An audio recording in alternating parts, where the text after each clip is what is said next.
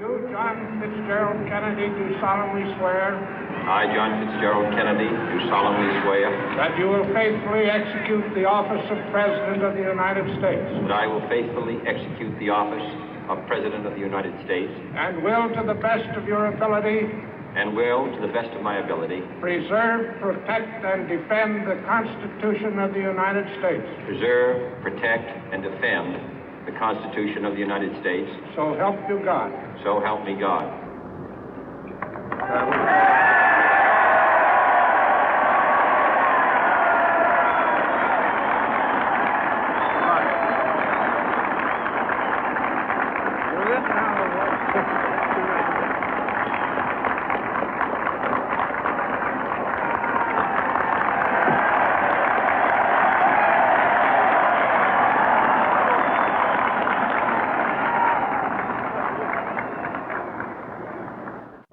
Vice President Johnson, Mr. Speaker, Mr. Chief Justice, President Eisenhower, Vice President Nixon, President Truman, Reverend clergy, fellow citizens.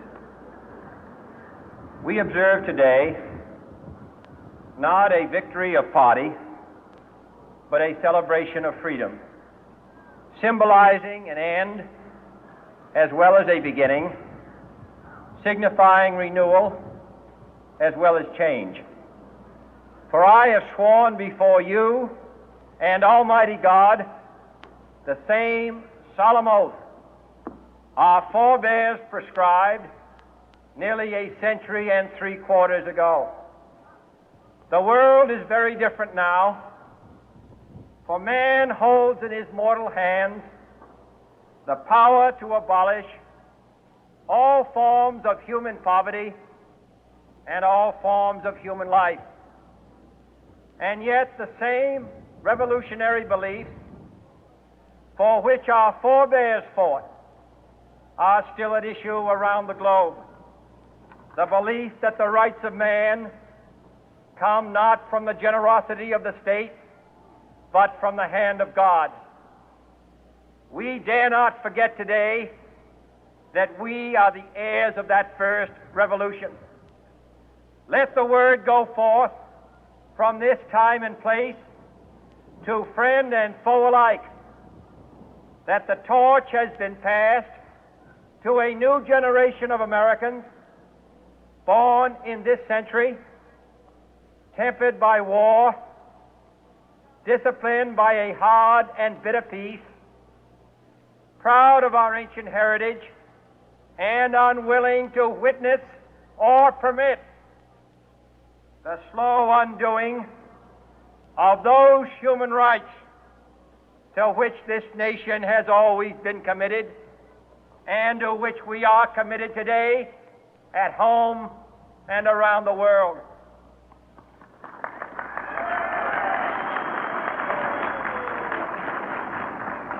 Let every nation know, whether it wishes us well or ill, that we shall pay any price, bear any burden, meet any hardship, support any friend, oppose any foe to assure the survival and the success of liberty.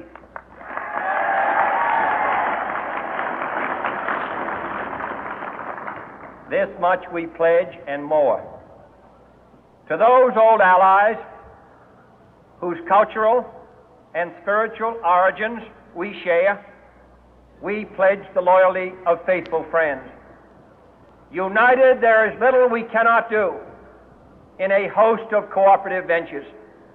Divided, there is little we can do, for we dare not meet a powerful challenge at odds and split asunder.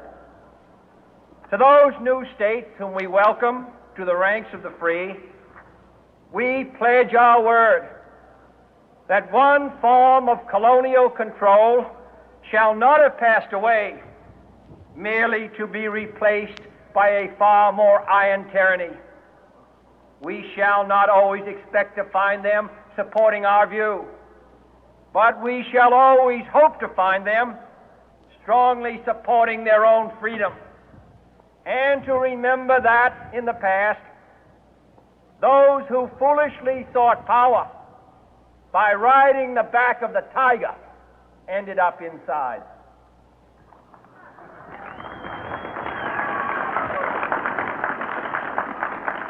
To those people in the huts and villages of half the globe struggling to break the bonds of mass misery, we pledge our best efforts to help them help themselves for whatever period is required, not because the communists may be doing it, not because we seek their votes, but because it is right. If a free society cannot help the many who are poor, it cannot save the few who are rich.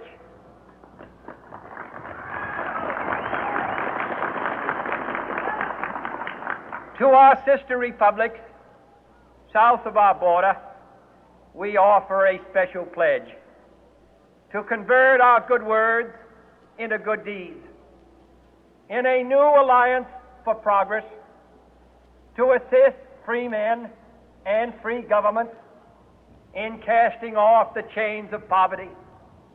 But this peaceful revolution of hope cannot become the prey of hostile powers. Let all our neighbors know that we shall join with them to oppose aggression or subversion anywhere in the Americas. And let every other power know that this hemisphere intends to remain the master of its own house.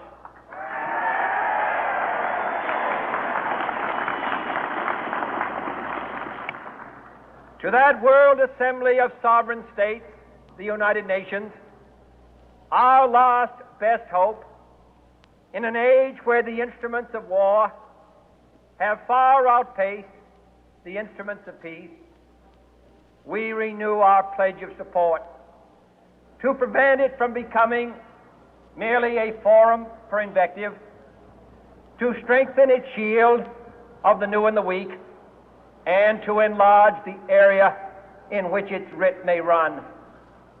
Finally, to those nations who would make themselves our adversary, we offer not a pledge, but a request that both sides begin anew the quest for peace. Before the dark powers of destruction, unleashed by science, engulf all humanity in planned or accidental self-destruction, we dare not tempt them with weakness, for only when our arms are sufficient beyond doubt can we be certain beyond doubt that they will never be employed. But neither can two great and powerful groups of nations take comfort from our present course, both sides overburdened by the cost of modern weapons, both rightly alarmed by the steady spread of the deadly atom, yet both racing to alter that uncertain balance of terror that stays the hand of mankind's final war. So let us begin anew, remembering on both sides that civility is not a sign of weakness, and sincerity is always subject to proof. Let us never negotiate out of fear, but let us never fear to negotiate.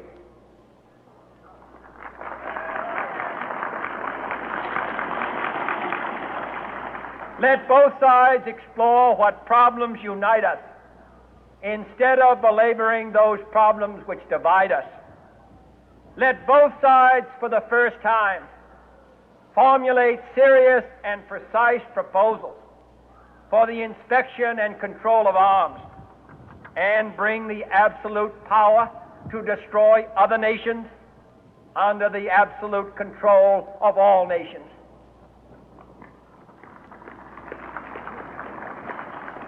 Let both sides seek to invoke the wonders of science instead of its terrors. Together, let us explore the stars, conquer the deserts, eradicate disease, tap the ocean depth, and encourage the arts and commerce.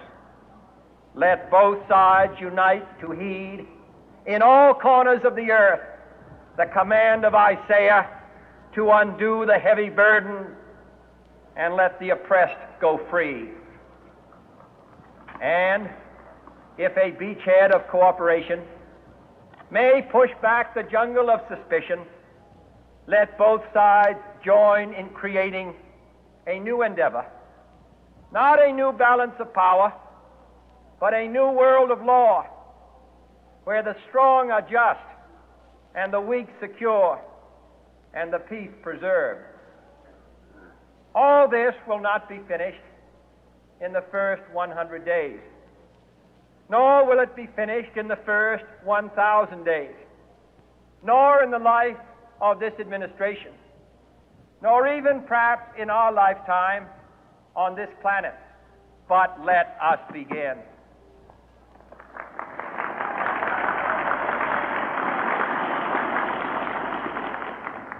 In your hands, my fellow citizens, more than mine, will rest the final success or failure of our course. Since this country was founded, each generation of Americans has been summoned to give testimony to its national loyalty. The graves of young Americans who answered the call to service surround the globe. Now the trumpet summons us again, not as a call to bear arms, though arms we need, not as a call to battle, though in battle we are, but a call to bear the burden of a long twilight struggle, year in and year out, rejoicing in hope, patient in tribulation, a struggle against the common enemies of man, tyranny, poverty, disease, and war itself.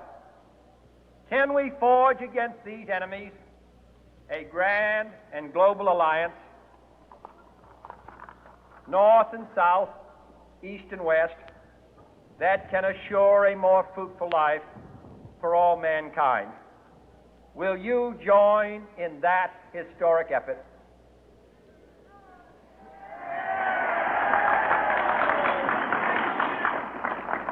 In the long history of the world, only a few generations have been granted the role of defending freedom in its hour of maximum danger. I do not shrink from this responsibility. I welcome it.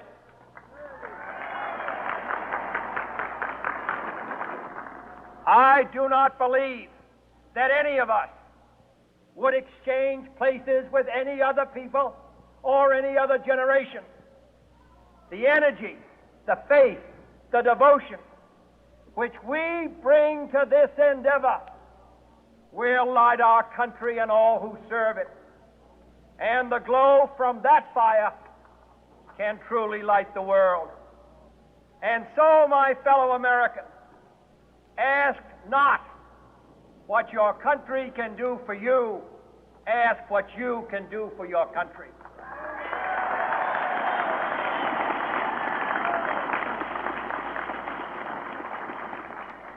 My fellow citizens of the world, ask not what America will do for you, but what together we can do for the freedom of man.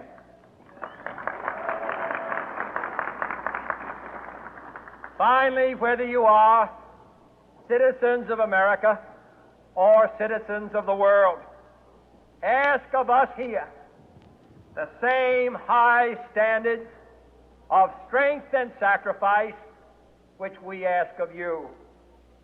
With a good conscience, our only sure reward, with history the final judge of our deeds, let us go forth to lead the land we love, asking His blessing and His help, but knowing that here on earth God's work must truly be our own.